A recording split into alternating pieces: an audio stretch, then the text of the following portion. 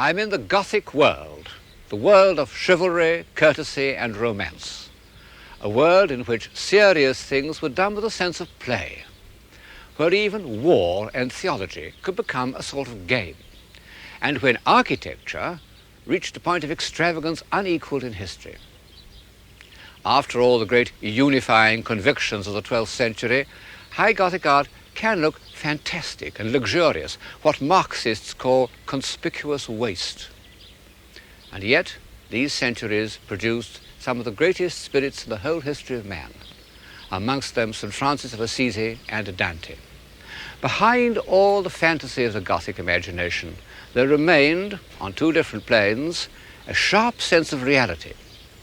Medieval man could see things very clearly, but he believed that these appearances should be considered as nothing more than symbols or tokens of an ideal order, which was the only true reality. The fantasy strikes us first. A charming example is this series of tapestries known as The Lady with the Unicorn, one of the last and most seductive examples of the Gothic spirit. It is poetical, fanciful, and profane. Its ostensible subject is the four senses, but its real subject is the power of love, which can enlist and subdue all the forces of nature, including these two emblems of lust and ferocity, the unicorn and the lion. They kneel before this embodiment of chastity and even hold up the corners of her tent. These fierce beasts have become, in the heraldic sense, her supporters. And all round this allegorical scene is what the scholastic medieval philosophers used to call nature naturing, natura naturans. Birds, trees, flowers, leaves galore, and those rather obvious symbols of nature naturing, rabbits.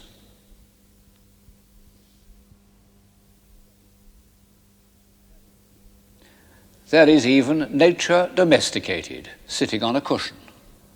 What an image of worldly happiness at its most refined, what the French call the douceur de vivre, which is often confused with civilization.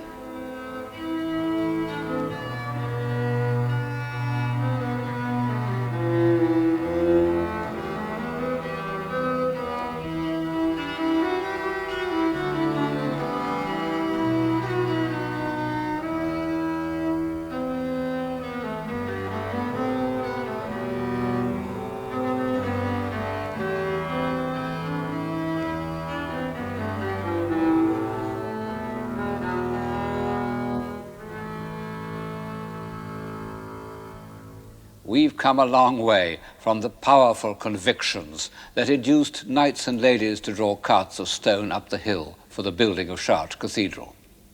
And yet, the notion of ideal love and the irresistible power of gentleness and beauty, which is emblematically conveyed by the homage of these fierce beasts, can be traced back for 3 centuries, and we may even begin to look for it in the north portal of Chartres.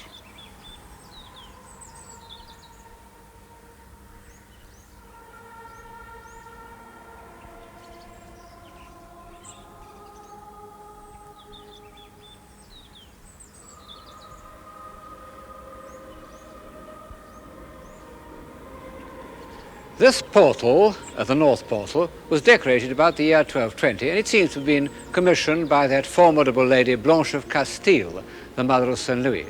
And perhaps for that reason, or perhaps simply because it was dedicated to the Virgin Mary, many of the figures are of women. And several of the stories on the arches concern Old Testament heroines. And at the corner is one of the first consciously graceful women in Western art. Only a very few years before, women were thought of as like this. And those were the women who accompanied the Norsemen to Iceland.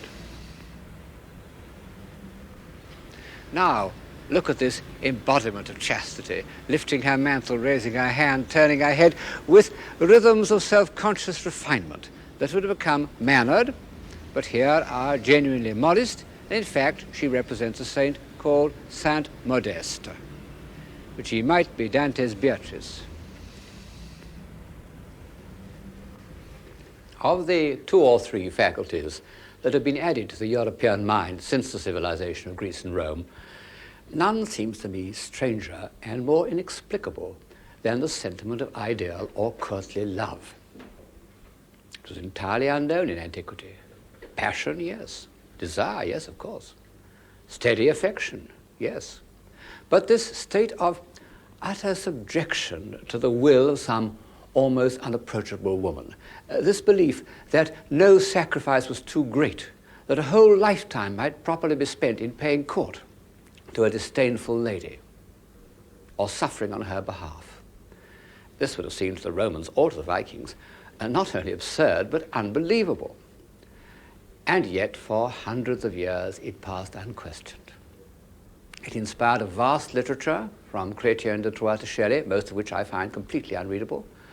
And even up to 1945, we still retained a number of chivalrous gestures. We raised our hats to ladies and let them pass first through doors, and in America, pushed in their seats at table.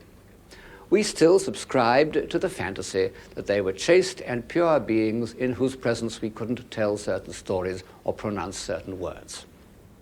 Well, that's all over now.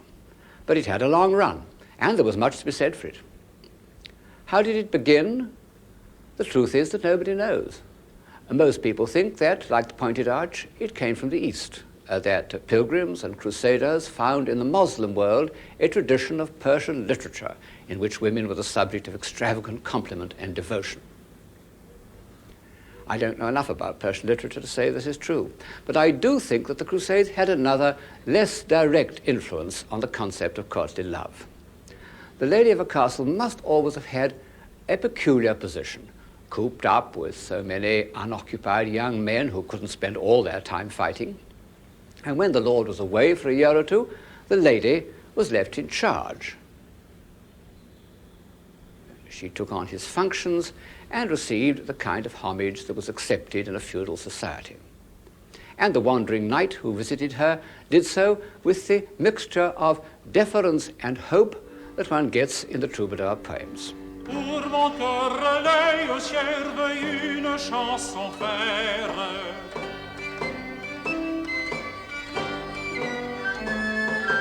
Chantez-vous, veuille sentencière d'une mille bonheur.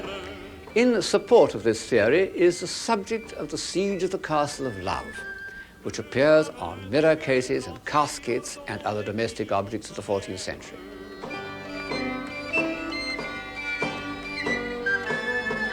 Certes, y a des lits, mais une sœur, hélas, car elle a très tous mon cœur pris en ses lacs, celui qu'on doit avoir brillé. I ought perhaps to add that the idea of marriage doesn't come into the question at all. Medieval marriages were entirely a matter of property. Well, as everybody knows, marriage without love means love without marriage. And then, I suppose one must admit that the cult of the Virgin had something to do with it. In this context, it sounds rather blasphemous. But the fact remains that one often hardly knows if a medieval love lyric is addressed to the poet's mistress or to the Virgin Mary. The greatest of all writings about ideal love, Dante's Vita Nuova, The New Life, is a quasi-religious work. And in the end, it is Beatrice who introduces Dante to paradise. So, for all these reasons, I think one can associate the cult of ideal love with the ravishing beauty and delicacy that one finds in the Madonnas of the late 13th century.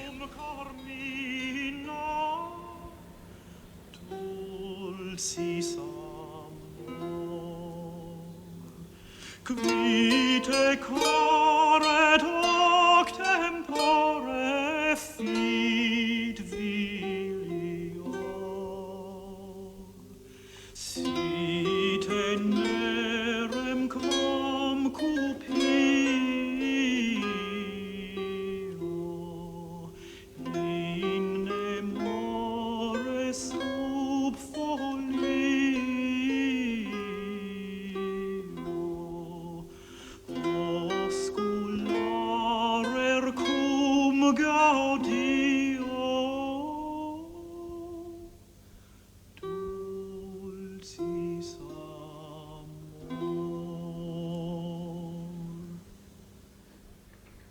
courtly love was not only the subject of lyrics, but of long, very long stories in prose and verse.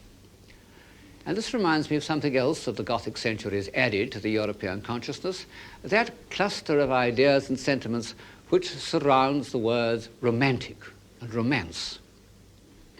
One can't really say that romance was a Gothic invention. I suppose that, as the word suggests, it was Romanesque and grew up in those southern districts of France where the memories of Roman civilization had not been quite obliterated when they were overlaid by the more fantastic imagery of the Saracens. But the chivalrous romance of the Gothic time, from Chrétien de Troyes in the 13th century to Mary in the 15th, with their allegories and personifications, their endless journeys and night-long vigils, their spells and mysteries, had a special appeal to the medieval mind. For 200 years, the Roman de la Rose was probably the most read book in Europe, except for Boethius and the Bible. Well, it's not much read today, except in order to pass examinations. But of course, the effect of these romances on 19th century literature was decisive, whether as a quarry or as an imaginative escape, especially in England. The Eve of St. Agnes, the Belle Dame sans Merci, the Idylls of the King, to say nothing of that crucial masterpiece of the late 19th century, Wagner's Tristan and Isolde. One can't say that Gothic romance hasn't played a part in our experience, if only at second hand.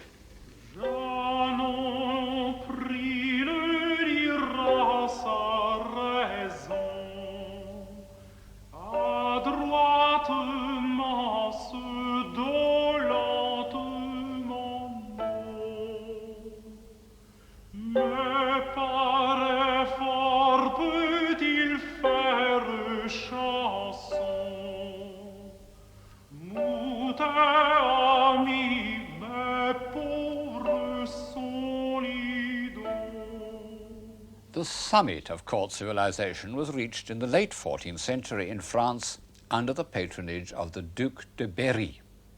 He built a series of fabulous filigree castles, of which the painter de Limbourg has left us an apparently accurate record. He filled them with jewels and jeweled contraptions, paintings and tapestries. This warlike scene is only a tapestry. The Duke wasn't fond of war. The Duke's artists have given us a vivid account of his court. Here he is giving a grand dinner to celebrate the new year. There are no ladies present, which is curious, because the Duke, who was an amiably self-indulgent man, is reported to have said of women, "The more the merrier, and never tell the truth." But we can see some of his famous collection of 1,500 dogs, which is too many, even for me.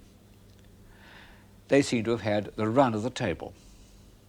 Behind him is his chamberlain saying to some bashful suitor, "Approche, approche," and his courtiers, including a cardinal, are raising their hands in astonishment at such condescension. The castles, pictures, tapestries have vanished with the dogs, but a few of the treasures remain. This gold cup is one which seems to have been owned by the Duke, and one of the few objects from which one can still catch the flavor of this fanciful, luxurious world.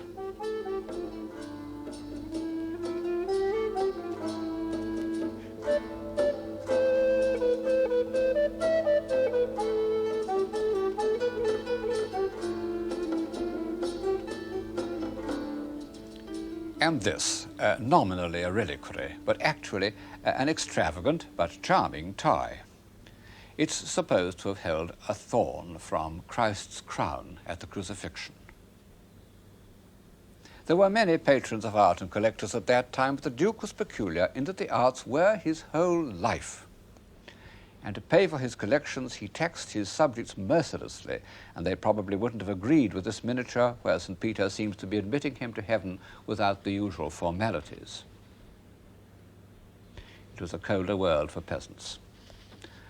The manuscripts illustrate another capacity of the human mind which had grown up in the preceding century, the delighted observation of natural objects, leaves and flowers, animals and birds. Birds were a medieval obsession. They're the subject of one of the earliest medieval sketchbooks, and they fill the borders of manuscripts. If you would ask the 14th century cleric to account for all these birds, he would probably have said that they represented souls, because they can fly up to God. But this doesn't really explain why artists drew them with such obsessive accuracy, and I think the reason is that they have become symbols of freedom. Under feudalism, men and animals were tied to the land. Very few people could move about, only artists and birds. They were cheerful, hopeful, impudent, and mobile, and in addition had the kind of markings that fitted in with medieval heraldry. The Duke's earliest manuscripts had shown an isolating and symbolizing approach to nature. But in the middle of his career, he discovered an artist or a group of artists called de Limbourg, who by some stroke of original genius saw nature as we see it, as part of a complete visual experience. No doubt much of their work's been lost, but one book remains, The Very Rich Hours, which is one of the miracles of art history. Here are men and women cultivating the fields, harrowing, sowing, with a scarecrow in the background, haymaking and harvesting, and suddenly we realize that all this had been going on in the same places, more or less unchanged, all through the Dark Ages, and went on in the same way right up to the last war. In the foreground, a party of nobles out hawking indulged in a little mild courtship, so called because it was only in courts that one had time for these agreeable preliminaries, instead of getting down to business immediately.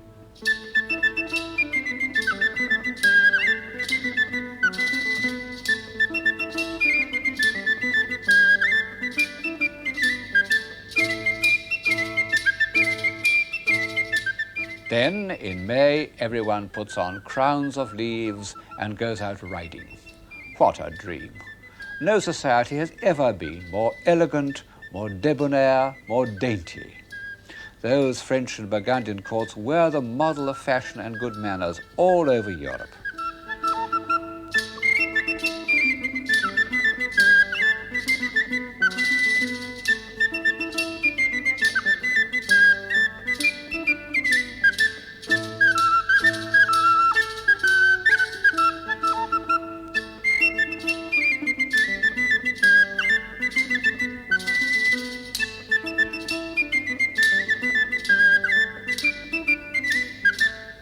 Many people, when you mention to them the word civilization, think of something like this.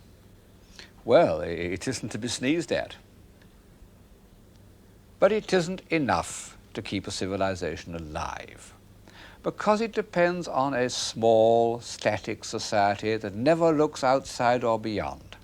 And we know from many examples that such societies become petrified, anxious only to hold on to their own social order. The great, indeed the unique merit of European civilization has been that it has never ceased to develop. Even the idea of courtesy could take on an unexpected form. In the years when the north portal of Chartres was being decorated, a rich young dandy named Francesco Bernardone suffered a change of heart. He was, and always remained, the most courteous of men. He was deeply influenced by French ideas of chivalry. And one day, when he had fitted himself up in his best clothes in preparation for some chivalrous campaign, he met a poor gentleman whose needs seemed to be greater than his own, and gave him his cloak. That night he dreamed that he should rebuild the celestial city. Later, he gave away his possessions so liberally that his father, who was a rich businessman in the Italian town of Assisi, decided to disown him, whereupon Francesco took off his remaining clothes and said that he would possess nothing, absolutely nothing. The Bishop of Assisi hid his nakedness and afterwards gave him a cloak, and Francesco went off into the woods singing a French song. The next 3 years he spent in abject poverty, looking after lepers, who were very much in evidence in the Middle Ages, and rebuilding with his own hands abandoned churches. In all his actions he took the words of the Gospels literally, and he translated them into the language of chivalric poetry. He said that he had taken poverty for his lady, and when he achieved some still more drastic act of self-denial, he said that it was to do her a courtesy. It was partly because he saw that wealth corrupts and is the cause of war, but partly because he felt that it was discourteous to be in the company of anyone poorer than oneself. I have so far illustrated the story of St. Francis by the work of the Sienese painter Sasetta, because although he painted so much later, the chivalric Gothic tradition lingered on in Siena as nowhere else in Italy, and gave to Sassetta's sprightly images a lyric, even a visionary quality, more Franciscan than the ponderous images of Giotto. But I must now change to Giotto, not only because he lived 150 years earlier than Sasetta, that's to say, much nearer the time of St. Francis, but because he was chosen to decorate the great church where I'm now standing, the Church of St. Francis, built very shortly after his death. How many of these frescoes are really by Giotto's own hand is an open question. Modern English scholars have taken it into their heads to say that Giotto practically never went to Assisi at all. Italian scholars think that he painted nearly all of them. I'm inclined to think that Giotto was one of those artists, like Raphael, who attached much more importance to invention than to execution. He was quite prepared to let his pupils, there must have been a small army of pupils, carry out his ideas. The ones here above my head, I'm pretty sure he painted himself because they have all his weight and dramatic power. Where he seems to me to fall short is in his actual image of the saint. It's too grave and commanding. It has none of that sprightliness almost, that sense of joy which St. Francis valued almost as much as courtesy itself. Incidentally, we don't know what St. Francis looked like. The best known early painting is attributed to Cimabue. It looks quite convincing, but I'm afraid that it's entirely repainted and only shows us what the 19th century thought St. Francis ought to have looked like. From the first, everyone recognized that St. Francis was a religious genius, the greatest, I believe, that Europe has ever produced. Although he was only a layman, the Pope gave him permission to found an order here at Assisi.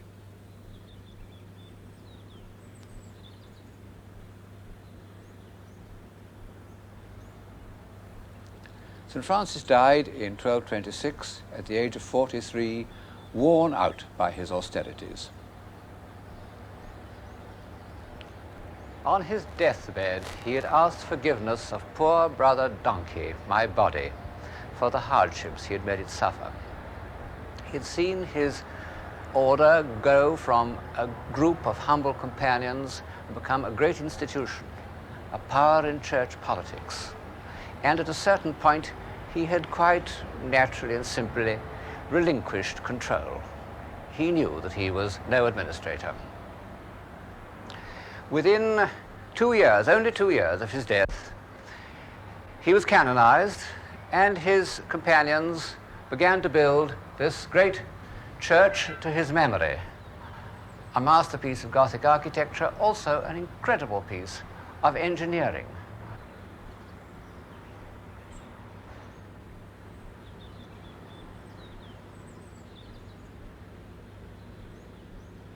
Two churches, one on top of the other, a huge monastery, all built on arcades, and of such hard stone that it's almost impossible to believe that it's original 13th century work. I think it must have been built by a castle architect. It was decorated by all the chief Italian painters of the 13th and 14th centuries, from Cimabue onwards, so that it has become the richest and most evocative church in Italy.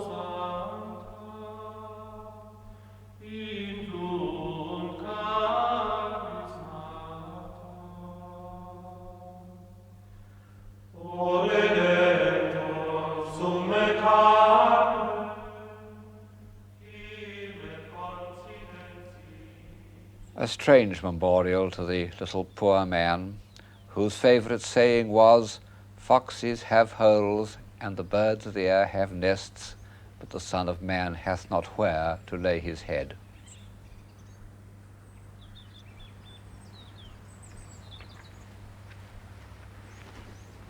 But of course, St. Francis's cult of poverty couldn't survive him.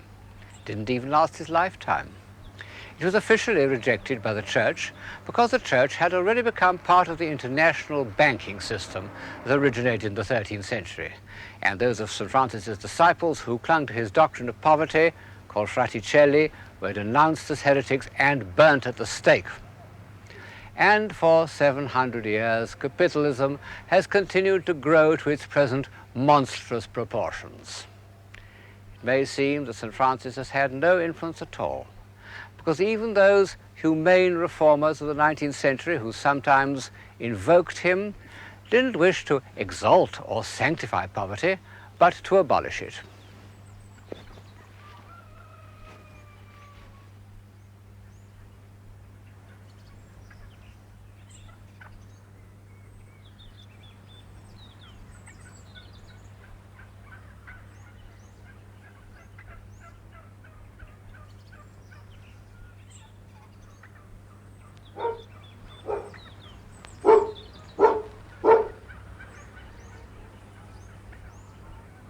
And yet, his belief that in order to free the spirit we must shed our earthly possessions is the belief of that all great religions have in common, East and West, almost without exception. And by enacting that truth with such simplicity and grace, he made it a part of the European consciousness, an ideal to which, however impossible it may be in practice, the finest spirits will always return. And by freeing himself from the pull of possessions, St. Francis achieved a state of mind which has been of great value to us.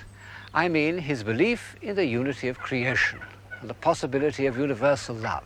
It was only because he possessed nothing that St. Francis could feel sincerely a brotherhood with all created things, not only living creatures like Brother Pig, but Brother Fire and Sister Wind. This philosophy inspired his hymn to the unity of creation, known as the Canticle of the Sun, and it's expressed with irresistible naivete in a collection of legends known as the Fioretti, the little flowers.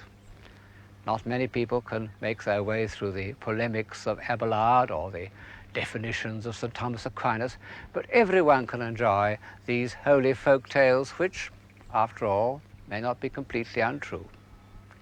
They are, in contemporary jargon, amongst the first examples of popular communication, at any rate since the Sermon on the Mount. And they tell us, for instance, how St. Francis persuaded a fierce wolf that terrified the people of Gubbio to make a pact by which, in return for regular meals, he will leave the citizens alone. "Give me your paw," said St. Francis, and the wolf gave his paw. Most famous of all, of course, is the Sermon to the Birds, those creatures which, as I've said, seemed to the Gothic mind singularly privileged. 7 centuries haven't impaired the naive beauty of that episode.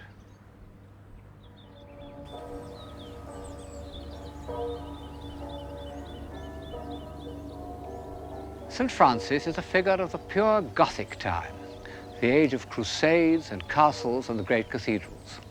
Although he put it to strange and marvelous uses, he belonged to the age of chivalry. Well, however much one loves that world, I think it remains for us infinitely strange and remote. It's as enchanting, as luminous, as transcendental as the stained glass that is its glory. And, in the ordinary meaning of the word, as unreal.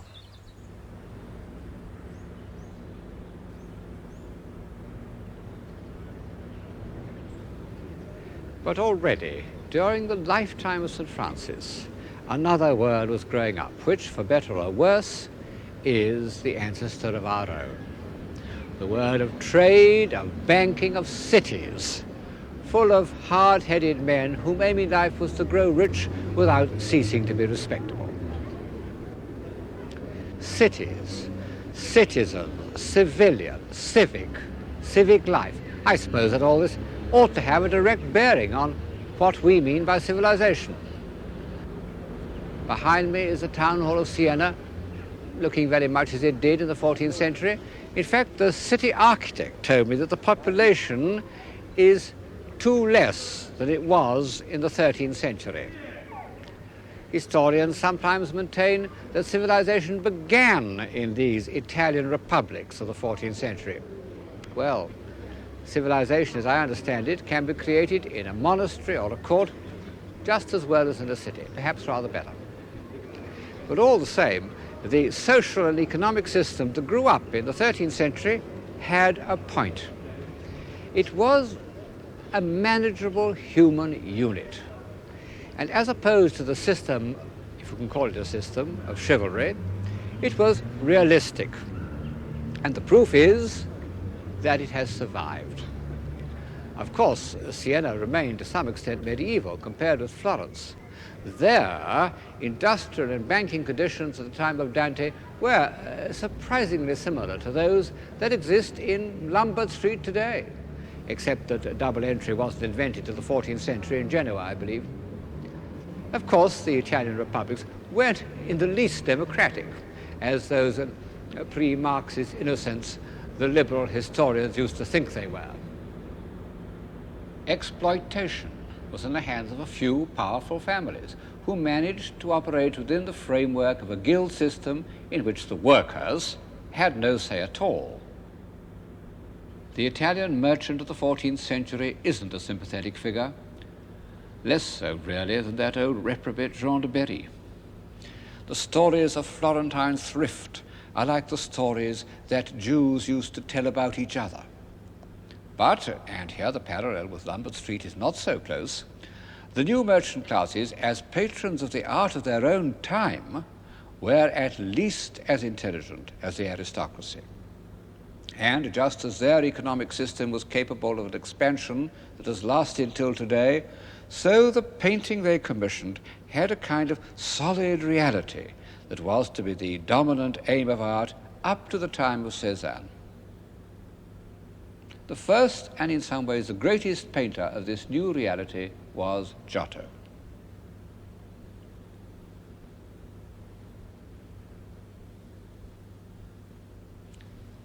This is one of Giotto's frescoes in the Arena Chapel in Padua. And as I look at it, I realize that to anyone whose eye has been conditioned by realism, as it has existed in European art from the Renaissance to the Cubists, this will not look very realistic, perhaps no more so than Gothic tapestry. But this much is clear. Instead of a decorative jumble, it concentrates on a few simple, solid-looking forms arranged in space. Giotto had, more than any artist before him, the ability to make his figures look solid. He manages to simplify them into large, comprehensible, apprehensible shapes, and it gives one a profound satisfaction to feel that one can grasp his figures so completely. He needs to make his figures more vividly credible because he wishes us to feel more intensely the human drama in which they are involved. Once we have, so to say, learnt Giotto's language, we can recognize him as one of the greatest masters of painted drama that has ever lived.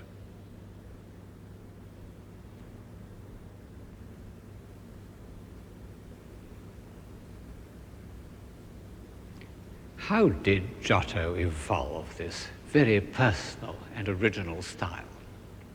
When he was a young man, he was born in Tuscany in about 1265. Florentine painting was really only a less polished form of Byzantine painting. It was flat, flowing, linear, based on traditional concepts which had changed very little for 500 years. For Giotto to break away from it and evolve this solid, space-conscious style was one of those feats of original creation that have occurred only 2 or 3 times in the history of art. When such drastic changes do take place, one can usually find certain points of departure, models, predecessors, but not with Giotto. We know absolutely nothing about him till the year 1305, when he decorated a small plain building in Padua, known as the Arena Chapel, and made it, to anyone who cares for painting, one of the holy places of the world.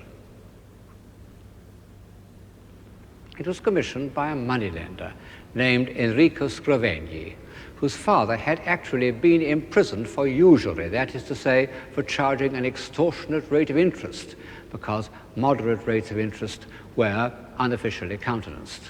And it's one of the first instances of the new rich commissioning works of art as a kind of atonement, a practice that has benefited the world almost as much as vanity and self-indulgence. Here he is, perhaps the earliest painted portrait that is obviously a genuine likeness, presenting a model of his chapel to 3 angels, and for that reason placed among the blessed in the Last Judgment.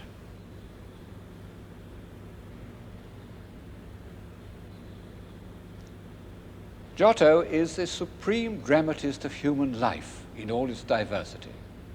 He can depict a scene like this, marriage at Cana, which is almost Chaucerian. Amen dica Sassine, iam satur de gramine, amen, amen itera, aspernare vetera, esirana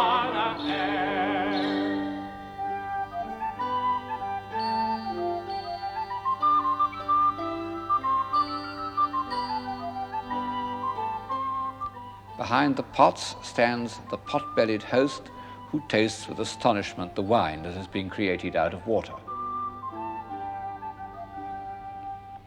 But Giotto is greatest when the human drama is greatest, as in the scene of the betrayal of the Garden of Gethsemane. What a marvelous invention that Judas should put his cloak round our Lord. Everything, heads, gestures, the explosive pattern of the spears, is a crescendo of feeling, tension, and violence.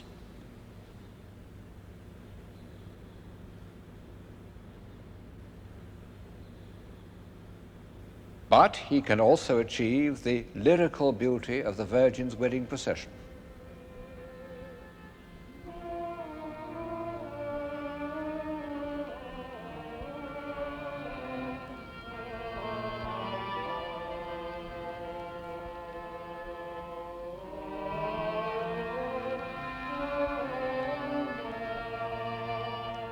The tenderness of the Noli Me Tangere with its marvelously subtle relationship between the figures.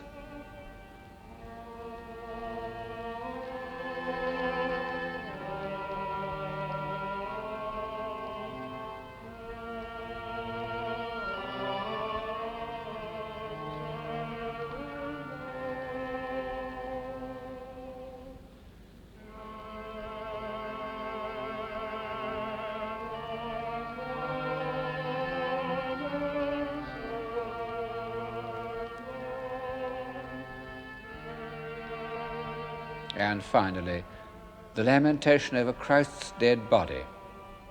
It's a masterpiece of pictorial construction, a sort of model for high academic painting for 500 years. But this technical aspect is soon forgotten. Look at the gestures and the heads of the mourning women. They need no words from me.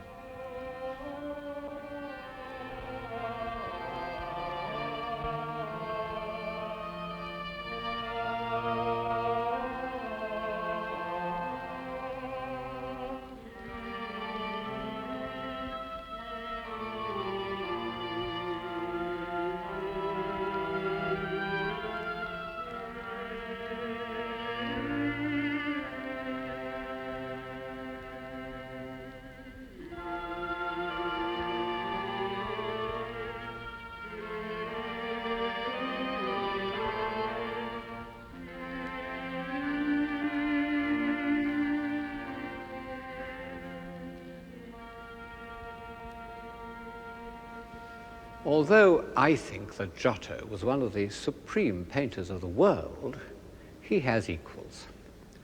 But in the year of his birth, and in the same district, was born a man who is unequaled, the greatest philosophical poet that has ever lived, Dante.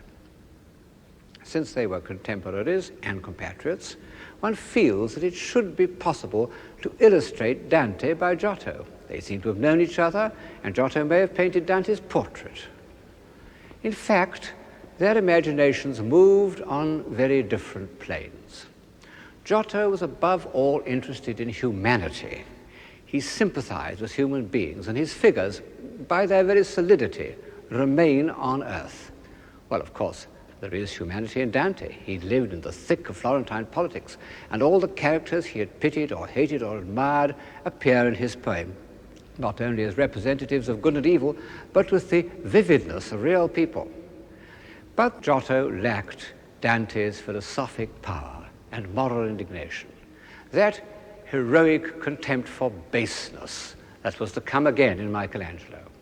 Above all, that vision of a heavenly order and the intellectual power to make it comprehensible.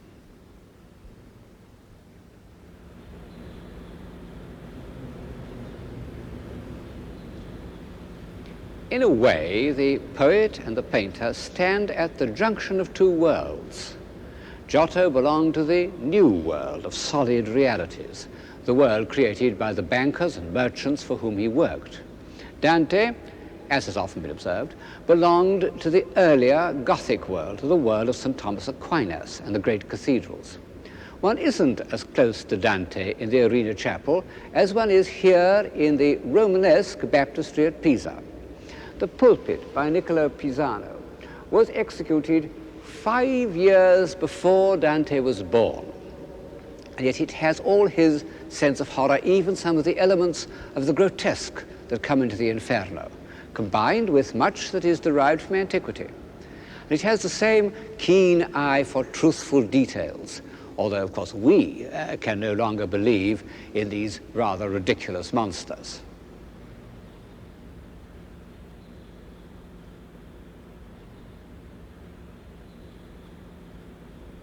Niccolo's son, Giovanni, about 15 years older than Dante and Giotto, and deeply influenced by the Gothic art of the North, seems to me perfectly to reflect the Dantesque spirit. Giovanni Pisano was one of the great tragic dramatists of sculpture. The pulpits he carved at Pisa and at nearby Pistoia depict a terrible world. Here is the grief-filled suffering of the massacre of the innocents.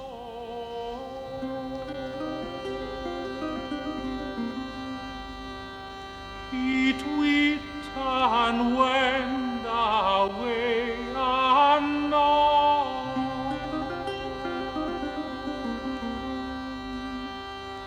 The languor that each he knows,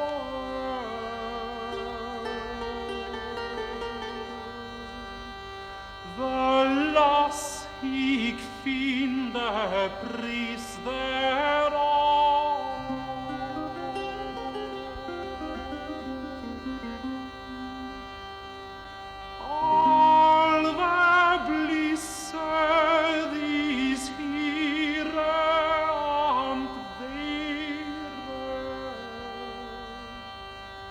Wie lange vertände